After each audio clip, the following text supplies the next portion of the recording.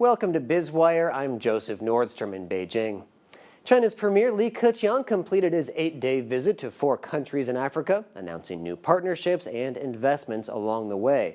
In Ethiopia, Nigeria, Angola, and Kenya, Li stressed that direct aid, financing, and investments come without any strings attached, so there's a feeling of local ownership in projects. He also says that half of China's total foreign aid budget would be earmarked for countries in Africa.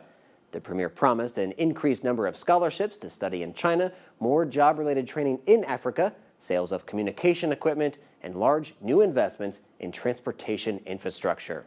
There's a Chinese saying, to become wealthy, first build a road. Having efficient infrastructure that connects supply chains may be China's biggest advantage as an exporter now that labor is becoming scarce. In Africa, China sees the same potential there that it had when it started its rapid economic ascent over 3 decades ago. In the early 1980s, to bring in much-needed capital, China exported what it could at the time, natural resources. It then used the proceeds to build the transportation networks and power plants that, to make a long story short, allowed growth to take off. A similar strategy is being used and working in countries across Africa, which may finally be on a sustainable path towards greater prosperity. In fact, of the world's fastest-growing countries last year, 7 out of 10 were from Africa. Some of the more notable deals announced during the premier's trip is the intention to link Africa's capital cities by a high-speed rail network that would move cargo, labor, and ideas wherever they are needed.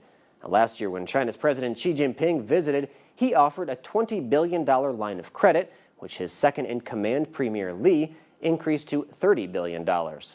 Also, the China-Africa Development Fund for Strategic Investments would see an additional $2 billion to take it to $5 billion. At the World Economic Forum in Nigeria, Li said China will help regional aviation take off. More airports will be built with Chinese assistance, which will also include training in airport management and aircraft. Besides this, China will also offer more assistance in expanding farming with crops grown for domestic consumption as well as for export to China. Now, China receives a lot of criticism for its activities in Africa, some of it justified, some of it to fit a simplified narrative of a complex and developing story. There also seems to be a lot of double standards in news reports that don't mention French, Portuguese, or American involvement on the continent.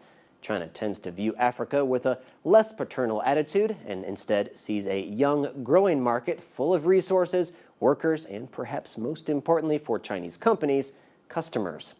You're watching Biz Wire on the Blue Ocean Network, China's first and only privately owned English-language broadcast media. Our full episode can be seen on our website, BONTV/biz-wire. Let's turn now for a quick look at a few stories that are buzzing through the markets.